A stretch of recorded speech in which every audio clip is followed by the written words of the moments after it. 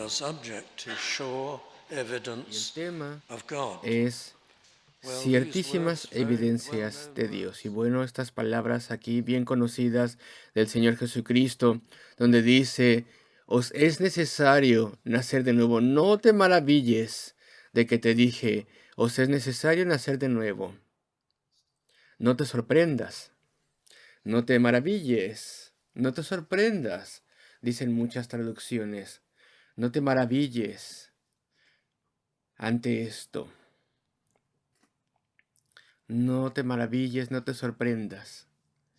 Que os dije o que te dije, os es necesario nacer de nuevo. Y bueno, a medida que comenzamos aquí, donde se nos dice, os es necesario nacer de nuevo, esto está en plural. Está en plural, evidentemente. ¿Y por qué se le habla a Nicodemo con un término en plural? Os es necesario, todos vosotros, a todos vosotros os es necesario. Bueno, pues porque en el versículo 2 Nicodemo vino a Jesucristo de noche y le dijo, Maestro, sabemos, oh Rabí, sabemos que has venido de Dios como maestro. Él no estaba visitando a Cristo solamente como en, él estaba representando a su grupo, a los fariseos, a aquel grupo entre los clérigos en la iglesia judía en el tiempo de Cristo, un grupo prominente en el concilio gobernante de los judíos. No era el más grande grupo de clérigos, era el segundo más grande después de los saduceos, pero los fariseos, a quienes Cristo acusó en muchas ocasiones de que eran hipócritas, y lo eran. Ellos creían que para poder agradar a Dios y para poder ser aceptados por Dios, uno tenía que vivir con gran obediencia a las ceremonias detalladas de Dios, las antiguas provisiones de adoración y alabanza. Parece que ellos no se preocupaban demasiado porque eran descritos como hipócritas, no se preocupaban al respecto de su vida moral, no, no necesariamente, ni tampoco al respecto de su conducta personal. Pensaban que simplemente todo tenía que ver al respecto de cuán cercanamente y perfectamente uno cumpliese con los rituales. Y estaban orgullosos de mantener los rituales y estaban agradados consigo mismos y pensaban que por eso eran aceptados por Dios más que ninguna otra persona. Sí, se inclinaban a ser orgullosos, justos ante sus propios ojos, hipócritas también, sí. Ese era el problema con el grupo de los fariseos. Ellos en cierto sentido eran creyentes, ellos creían en Dios, creían en la inspiración del Antiguo Testamento, que desde luego era lo único que tenían en el Antiguo Testamento en aquel entonces, y creían que la ley de Moisés tenía que ser guardada de forma precisa y exacta en todo detalle. Ellos pensaban que eso es lo que significaba ser aceptado por Dios, y decían, nosotros creemos que tú eres un maestro enviado por Dios. Era probablemente un lenguaje, un vocabulario no honesto, frases no honestas, porque ellos querían algo de Cristo. Pero en el versículo 7, de vuelta a donde estábamos, dice, no te maravilles de que te dije, a todos vosotros, fariseos, os es necesario nacer de nuevo. Debéis volver a nacer. ¿Qué? Esto es sorprendente, incluso esto insulta, esto es una ofensa, esto es sorprendente que utilizase un término tan extraño. En efecto, les está diciendo, no tenéis el estatus espiritual delante de Dios que imagináis que tenéis. No tenéis la aceptación de Dios. Para poder tener aceptación de Dios, algo grande tiene que pasar.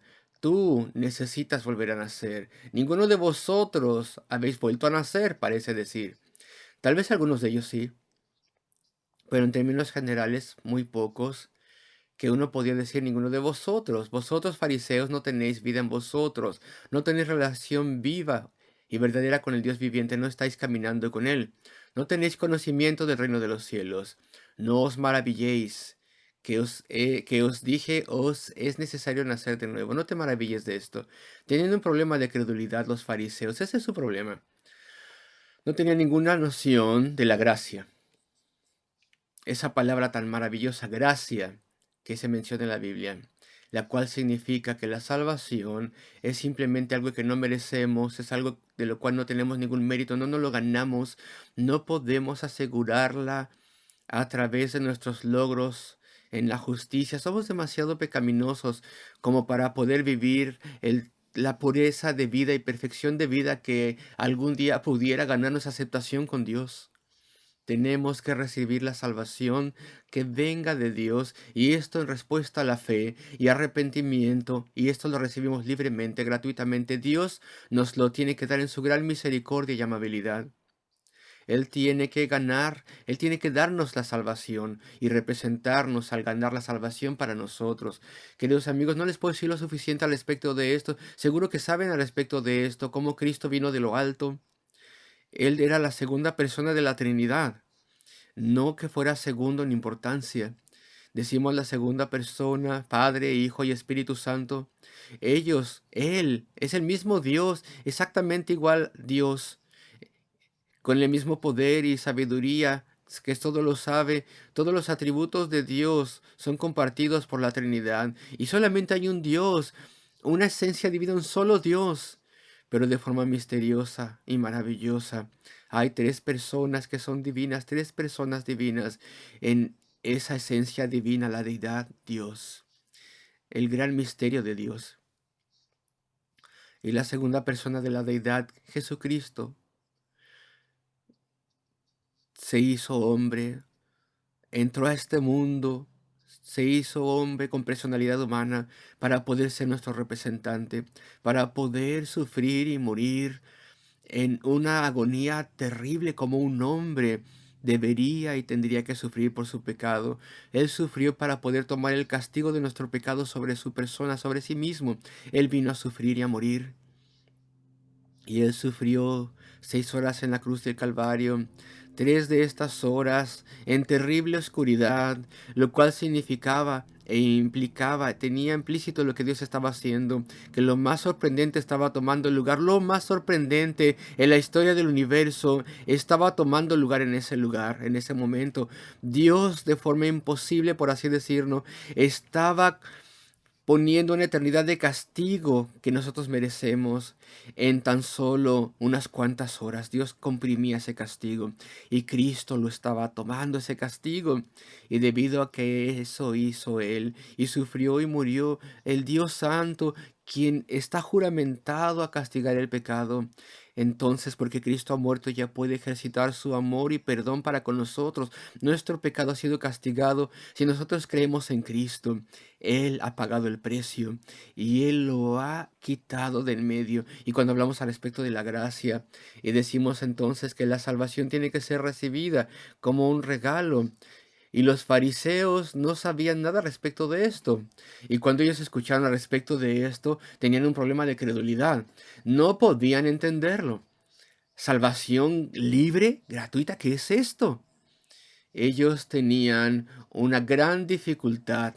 No podían creerlo. Entonces Cristo les dice, no te maravilles, no te debes sorprender, no debes maravillarte ante esto, no debes confundirte al respecto de esto. La salvación es libre, es gratuita. No te maravilles de que te dije, os es necesario nacer de nuevo. Ese es el segundo punto. No solamente no entendían al respecto de la gracia, sino que tampoco entendían que cuando Dios trae a alguien a sí mismo y perdona su pecado y les da la vida eterna, cuando Él reconcilia a las personas con Él mismo, los cambia, Dios los cambia, vuelven a nacer. Ahora tal vez ustedes han conocido y escuchado el término, incluso si ustedes en general no vienen a una iglesia como esta, porque frecuentemente es escuchado este término incluso en el mundo. Hay personas que vuelven a nacer con el nuevo nacimiento, y frecuentemente algunas personas se ríen de esto y consideran que es algo medio loco o algo extravagante. Sin embargo, no es así. Más bien es la descripción que Cristo usa de la conversión. Él dice, os es necesario, no hay ninguna otra forma, os es necesario nacer de nuevo. Debéis volver a nacer, debéis ser cambiados profundamente para poder venir a comunión con Dios y para conocerle y caminar con Él. No te maravilles que te dije, os es necesario nacer de nuevo. Es la única forma en la que Dios obrará, cambiándonos y para capacitarnos para caminar con Él y para poder experimentar en nuestra vida. Y esto brevemente es lo que quiero presentarles a ustedes en este momento, el nuevo nacimiento, el gran cambio. Frecuentemente predicamos al respecto de este tema. El problema de credulidad de hoy en día es que es el ateísmo. Los fariseos en aquel entonces no podían creer en el nuevo nacimiento y la gracia, y bueno, muchos de ellos al final de cuentas sí creyeron, fueron convertidos, vinieron a la fe por la gracia de Dios, pero no podían creerlo inmediatamente, tenían un problema de credulidad, y claro, nunca habían escuchado estas cosas, porque iba en contra de todo lo que ellos pensaban, porque no querían humillarse delante de Dios y no querían arrepentirse de sus pecados y reconocer que eran pecadores necesitando un cambio total. Y debido a esto, no podían creer que Dios verdaderamente les pediría esto. Entonces rechazaban este mensaje. Pero ustedes no creen en Dios no por las mismas razones que ellos, no. Hoy en día, tú no crees en Dios en general, en gran forma, porque has sido programado así desde que eras joven. Se te ha dicho que las explicaciones materialistas y científicas pueden explicarlo todo. Se les ha dicho que las explicaciones materialistas pueden explicar el origen del mundo, explicaciones materiales más bien, explicar el origen de la vida, la existencia del hombre, y por qué el hombre es como es y cómo se comporta, y las personas están convencidas de esto, ya sea que entiendan la ciencia o no. Esto ha sido bombardeado a sus mentes de modo que muchas personas se convencen de esto. Y aquí tenemos también algunos de los científicos prominentes utilizando el lenguaje prominente y extravagante, diciendo todo puede ser explicado en términos modernos científicos.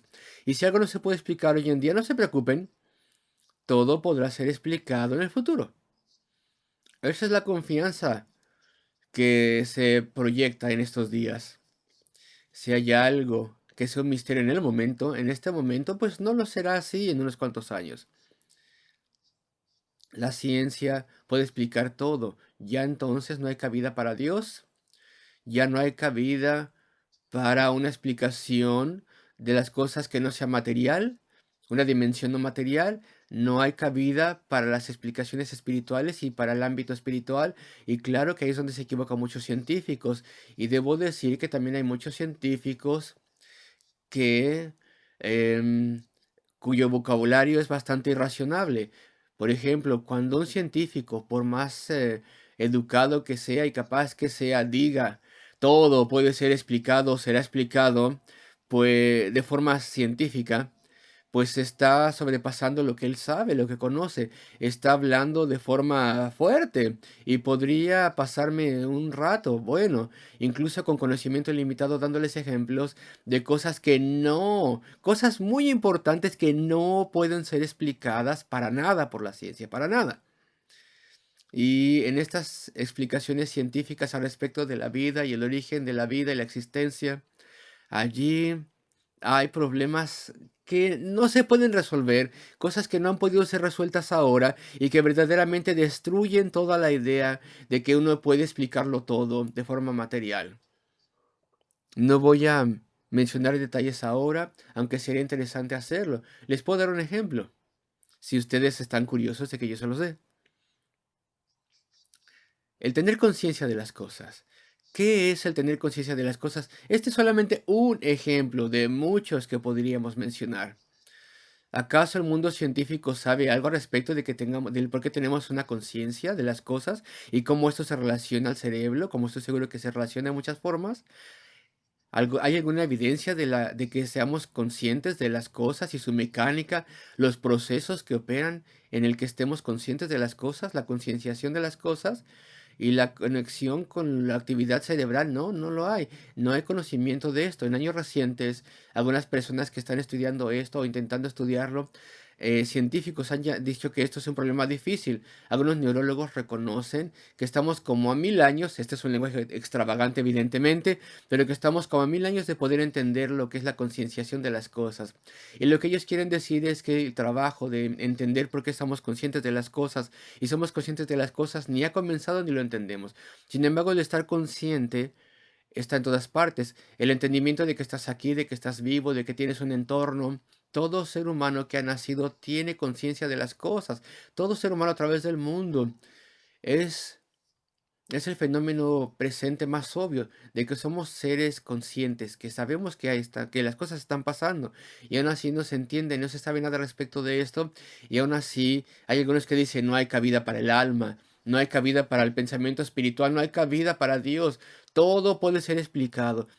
Y sin embargo, nadie sabe lo primero y lo más mínimo al respecto de esto.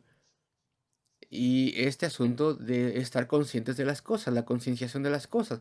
Esto es solamente un ejemplo. Y esta noche brevemente quiero hablarles al respecto de la experiencia cristiana. ¿Queremos evidencias por Dios? Bueno, pues hay muchas cosas que podemos decirles. Evidencias del ser de Dios como el gran creador, como Dios en lo alto. Hay muchísimos razonamientos que podemos utilizar, pero simplemente quiero hablar al respecto de la experiencia personal. De forma breve lo voy a hacer. No te maravilles, no dejes esto a un lado pensando que es mentira, y no te maravilles, no te sorprendas como si fuera algo descabellado, sorprendente. No te maravilles de que te dije, os es necesario nacer de nuevo. El nuevo nacimiento es algo notable. Es al respecto de estar muerto o vivo.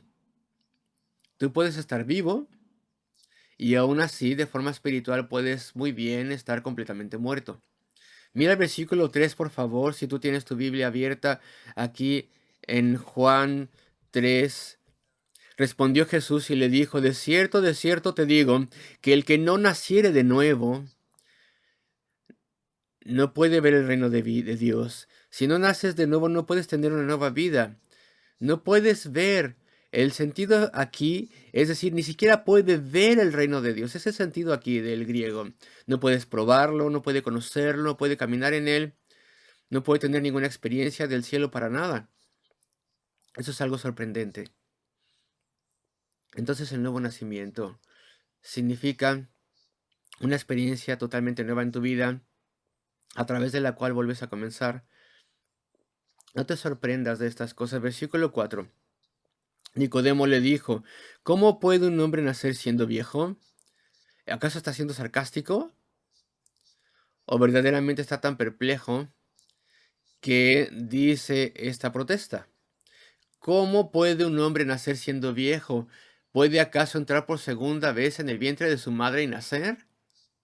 Está tan sorprendido. Está diciendo tonterías. Él sabe perfectamente bien que eso no puede pasar. Y en el versículo 5 tenemos lo que sigue. Versículo 5. Respondió Jesús, de cierto te digo, un lenguaje antiguo que significa, con toda certeza, con toda solemnidad te aseguro, esta es la fuerza del doble amén. De cierto te digo, solemnemente te aseguro, te digo, que el que no naciere de agua y del Espíritu, no puede entrar en el reino de Dios. Algunas personas encuentran que este es un versículo que les sorprende y sugieren todo tipo de cosas al respecto del bautismo, pero más bien parece ser un versículo muy sencillo. El ser nacido de agua es una analogía de ser nacido en la carne, tu primer nacimiento. Tu nacimiento ordinario, natural, tu nacimiento físico, estás hecho de carne y hueso, tienes cuerpo, huesos, órganos, etcétera. Eso es lo que significa ser nacido de agua y del Espíritu, dice el Señor. Necesitas nacer de tal forma que tu alma cobre vida y comience a funcionar verdaderamente. No es que completamente estés muerto, tal vez, pero si estás como adormecido toda tu vida. No ha funcionado tu alma, no has orado, no has tenido una conciencia del ser de Dios, no has caminado con Él, no has interactuado con Él, no le has conocido, ni le has amado. ni le has comprendido en absoluto. A menos que un hombre nazca del agua y del espíritu, el alma cobre vida, no puede entrar en el reino de Dios. Eso es lo que el Señor dice al respecto del nuevo nacimiento. La vida espiritual la necesitamos. Lo que es nacido de carne es carne, y lo que es nacido del espíritu es espíritu. Y bueno, esto es como lo acabo de explicar.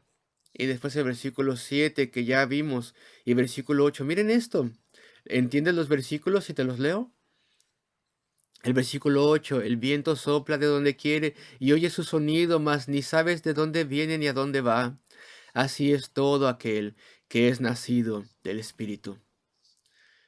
Esto de volver a nacer, este nuevo nacimiento, es una obra interna secreta del Espíritu. Es algo dentro de ti. Decimos, en tu corazón pasa esto. Evidentemente no es literalmente en tu corazón. Lo que queremos decir es que esto pasa en tu ser más interno, en lo más profundo de tu ser, en el mismo centro de tu personalidad. Ahí hay una obra espiritual y te cambia, te transforma, te hace una persona diferente y el Espíritu Santo lo produce. Y entonces no ves esto, no ves esta actividad, como toma lugar esta actividad. Vienes a Dios, vienes a Cristo. Bueno, pues Él te trae, o si no, jamás hubieras venido. Y clamas a Él, pero el Espíritu de Dios ha estado obrando en tu corazón, transformándote y trayéndote cerca de Dios y después cambiándote. Y muy pronto será visible este cambio. Un hijo en Cristo recién nacido. Esta es la analogía. Así es todo el que es nacido del Espíritu. Y mira el versículo 11 un momento y voy a decir un par de cosas aquí, donde dice, solemnemente te aseguro, de cierto te digo que lo que sabemos hablamos y lo que hemos visto testificamos. Hemos visto cómo esto ha pasado antes. Porque Cristo podía ver cómo sucede. Nosotros no podemos ver cuándo sucede esto. Nosotros no podemos ver cómo el Espíritu Santo está obrando internamente. Sin embargo, Cristo, quien dirige todas las cosas, sí puede. Él ve la obra interna de la conversión, del nuevo nacimiento. Él ve cómo esto toma lugar en el corazón y en el alma. Y nosotros podemos verlo, no de forma interna, pero sí externa. ¿Qué es lo que quiero decir con esto? Podemos ver el resultado. Veo un joven hombre en mi mente y es orgulloso. Estoy poniendo un caso en mi mente, un joven orgulloso que no quiere que nadie le enseñe nada, tiene muchos logros, es muy inteligente, es intelectual y no tiene tiempo para Dios, aunque sepa de estas cosas. Tiene una actitud superior, diciendo que los cristianos son personas que necesitan religión. Tienen debilidades en su personalidad y necesitan ese tipo de cosas. Él está apartado de todas estas cosas de Dios. Él no está abierto a las cosas espirituales. Pero entonces Dios comienza a obrar. Dios comienza a obrar y un gran cambio toma lugar. Y bueno, físicamente lo vemos escuchando el Evangelio. Lo vemos de forma sorprendente, muy cautivado por el Evangelio. Y lo vemos incluso también humillado por este mensaje. Lo vemos con convicción de pecado y que comienza a darse cuenta de sus pecados y lo que ha hecho mal delante de Dios hasta que por poco lo sobrecoge. Este joven está escuchando e incluso busca ayuda preguntando por el camino de la salvación y comienza a orar y clamar a Dios. Y después, incluso de forma visible, cosas maravillosas toman lugar en su vida. Encuentra al Señor, cree que sus pecados son perdonados, ora y recibe respuestas a sus oraciones, comienza a tener el nuevo corazón. Y esto significa que desea agradar a Dios. Las cosas sus grandes pecados que eran su gozo, se revolcaba en ello, ahora comienza a odiar estas cosas, ahora está cambiado, toda su personalidad parece haber cambiado y desde luego que también así con su carácter, él es diferente ahora, eres una persona más humilde, es sensible, tiene preocupación de lo que es correcto y no, es más amable, es mucho más, es que está cambiado. Tiene mayores virtudes, incluso nosotros lo podemos ver. ¿Qué pasó, queridos amigos? ¿Qué pasó? Pues esto es evidencia de la obra de Dios. Pruébame, me puedes decir tal vez tú, pruébame que Dios creó el mundo, pruébamelo. Bueno, pues nota que cuando ves el mundo y cuando ves los sistemas biológicos de este mundo y las cosas maravillosas, sin mencionar las cosas hermosas del mundo, del planeta, pero piensa respecto del diseño, el diseño complejo de las cosas, los detalles increíbles de todos los sistemas de la vida. Todo pareciera que fue diseñado. El problema no está en nosotros, los que alabamos a Dios, para probar que hay un creador. No, el problema, la carga, está sobre aquellos que no creen que hay un creador y están desafiados a encontrar una explicación alternativa. Y de eso se trata la evolución. Es un intento, primero que nada, la selección natural de Darwin, y todo eso ha sido destruido por completo a través del campo médico que avanza, de la genética. Y bueno, esta alternativa de la explicación a Dios han sido frustrados en muchas formas. No lo voy a explicar todo ahora. Pero la carga, el peso está sobre el incrédulo, el que no cree en Dios, de que tiene que probar que hay una explicación alternativa, de aquella que es obvia. Es aquella alternativa que nos muestra claramente que este es un universo creado y diseñado. Pero vamos a dejar esto a un lado, estamos hablando de nuevo nacimiento. Y tú me dices, ¿puedes probarme que hay un Dios y un creador? Yo te digo, mira, ven, a ver. Vamos a dejar por un momento el cosmos, las estrellas y el cielo. Y de hecho, esta es una confirmación maravillosa del poder creativo maravilloso de Dios. Pero vamos a dejar eso a un lado por un momento. Y mira, busca tu evidencia en otra parte. ¿Ok? Paso por paso. Esto no es necesariamente algo mejor, pero es algo tan poderoso como lo otro que mencionamos. La experiencia cristiana. Estoy hablando de esto. Personas que han sido convertidas.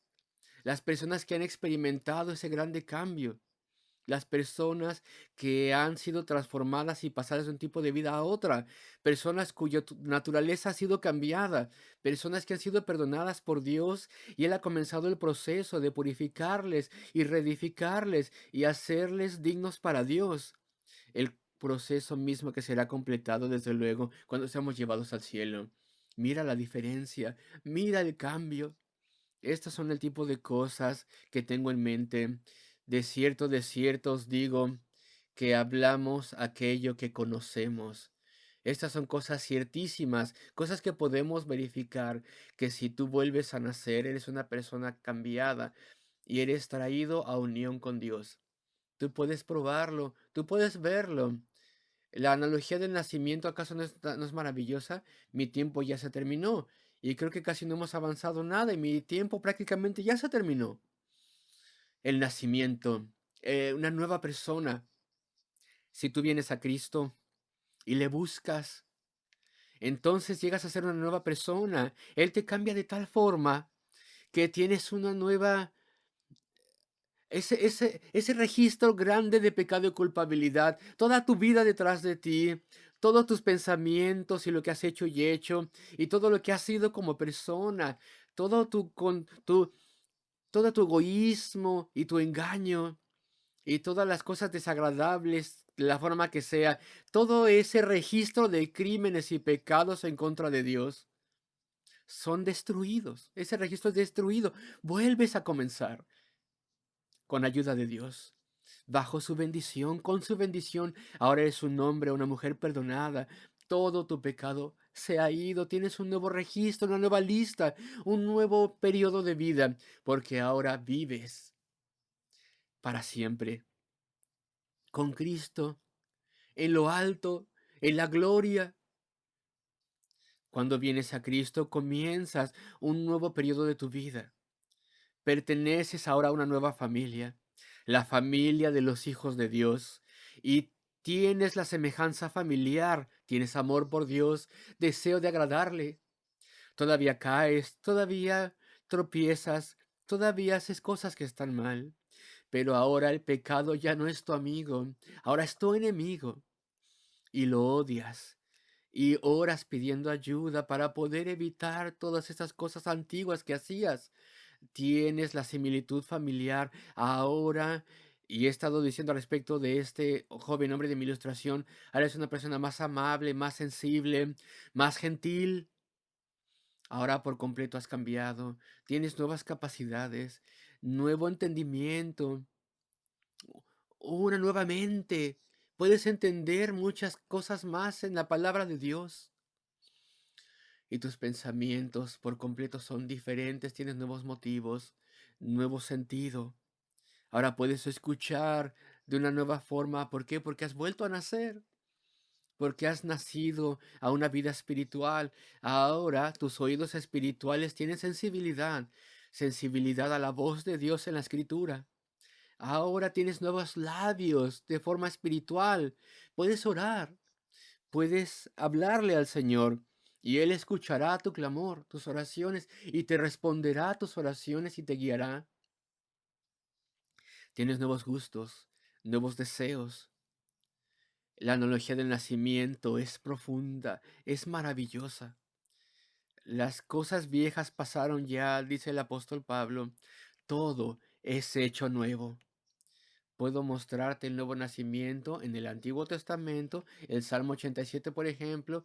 Puedo mostrártelo que va también en el Nuevo Testamento, es la analogía del nuevo nacimiento. Está en ambas partes. Y bueno, sí les dije que mi tiempo se terminó, pero no muy lejos del Tabernáculo Metropolitano de Londres, en el área de Kennington. George Whitefield comenzó a predicar en el Gran Avivamiento en 1739, en octubre por la mañana, y en la década de 1740 allí estaba frecuentemente hablando a grandes multitudes, ya sea en Moorfields o en los pastizales de Kennington en aquel entonces.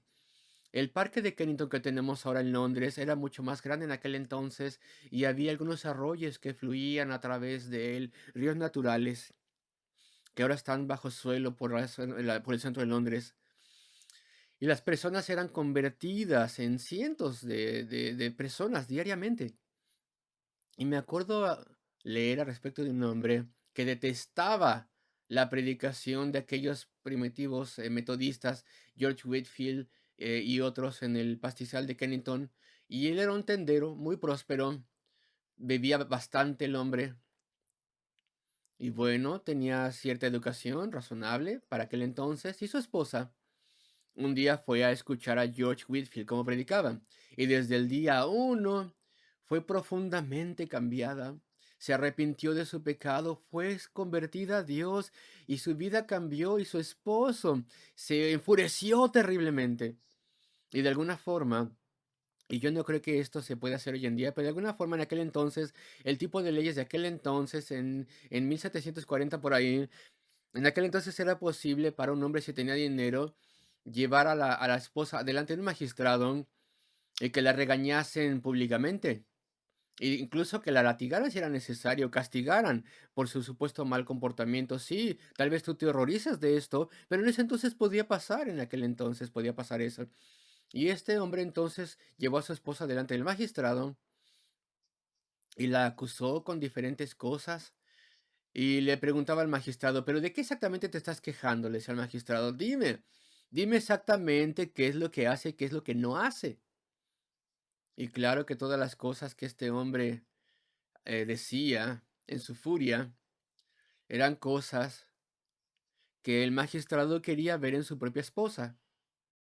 Y bueno, eran grandes mejorías en su vida, de hecho, de lo que se quejaba. ¿Y cuál es el problema con que ella sea una mujer que ora ahora? ¿Cuál es el problema, le dijo el magistrado, de esto y de aquello, a las cosas que el hombre de las cuales se quejaba? Y entonces le habló a la mujer y le dijo al hombre que también se hiciera un hombre de oración y que agradeciese a Dios. Y bueno, el magistrado parece que era un hombre impío, pero la evidencia era clara para todos que la vieran de que este hombre pues su esposa había sido convertida, por completo había cambiado, y eso es lo que a él no le gustaba. Él quería que ella participara con él en sus antiguos pecados, en su comportamiento desenfrenado, y ahora era una mujer completamente más refinada y cambiada, una mujer de Dios. Y bueno, podemos ver la evidencia y conocemos tal vez personas que han sido salvas. ¿Tienes amigos cristianos y los has visto antes y después? ¿Has visto cómo estas cosas han pasado en diferentes vidas? Yo sí. Durante muchos, muchos años ya constantemente lo he visto, personas que han sido cambiadas a tal forma y uno se maravilla y sabes con toda certeza que ellos no podrían haber hecho eso mismo ellos solos, no, de ninguna forma podrían haberse cambiado así, con ese cambio tan total y radical en su comportamiento, en su actitud y deseos y amor, en su actitud para con el pecado. Queridos amigos, la conversión es una evidencia fantástica del poder de Dios en la vida y ya no tengo tiempo de darles ejemplos modernos de la vida real, pero esto trata respecto de la transformación a través del poder de Dios. Cuando vienes al Señor obtienes una nueva naturaleza, una nueva relación con Dios, el poder de la oración, un nuevo poder sobre tu pecado, un nuevo comportamiento, una conciencia de que tienes un estatus de perdón delante de Dios, un entendimiento de la voluntad de Dios y los caminos de Dios a medida que tú los encuentras en la Biblia. No te eches para atrás de esto, querido amigo. No te hagas para atrás de esto, no te vayas de este mensaje. ¿Qué hay respecto de mí? Yo quiero ser gobernador de mi vida, quiero vivir por mí, por mí, por mí. No tomes esa actitud. Yo quiero mantener mi pecado y quiero mantener mi orgullo y quiero mantener esto y aquello. Esto es al respecto de la vida y la muerte, queridos amigos. Esto es al respecto de la eternidad, de estar condenados y lejos de Dios o más bien con Él para siempre. Se lee en la Biblia palabras como esto: ¿por qué moriréis? Oh casa de Israel, ¿por qué moriréis? ¿Por qué? ¿Por qué querrías pasar la vida sin ningún propósito, sin ningún destino eterno, sin ningún Dios, sin ningún amigo en el cielo?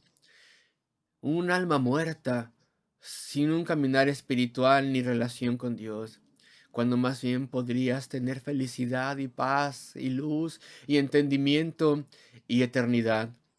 Queridos amigos, sean atraídos por el amor de Cristo. Piensen cómo el eterno Hijo del Dios viviente vino a este mundo debido a su amor tan grande. Y entonces esto lo hizo para poder comprar la salvación por una inmensa cantidad de personas en este mundo, para que pudieran ser ellos salvados de toda tierra y nación, toda época del mundo. Medita al respecto de su amor que no podemos medir y que no podemos entender por personas perdidas y antagonistas y resistentes pecadores como somos nosotros. Es sorprendente.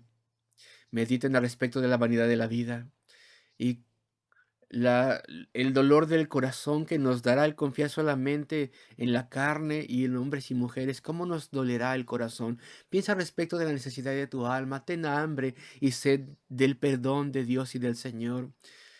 Y entonces este gran flujo de evidencias de que Dios está en el cielo, de que Él es tu Dios, y de que Cristo es tu Salvador, y de que Él te ha cambiado y Él está contigo, será para ti. Y esto así diariamente. Este es mi clamor en este momento, queridos amigos. No te maravilles de que te dije, os es necesario nacer de nuevo. Oremos juntos. Oh Señor, nuestro Dios, Padre celestial de gracia, oramos, Señor, y te pedimos que obres en nuestros corazones. Nada puede ser logrado, Señor, si tú no hablas al corazón primero. Y, oh Señor, si no transformas grandemente, y si no inclinas una voluntad terca, nada se puede hacer. Señor, oramos pidiéndote que tú quebrantes la confianza en nosotros mismos y en este mundo caído, y que tú nos lleves a venir a ti y a venir a Cristo y a anhelar la salvación. Oh Señor, obra en cada corazón, te pedimos, y bendícenos a todos, pues lo pedimos en el nombre de nuestro amado Salvador, el Señor Jesucristo, y por amor a Él. Amén.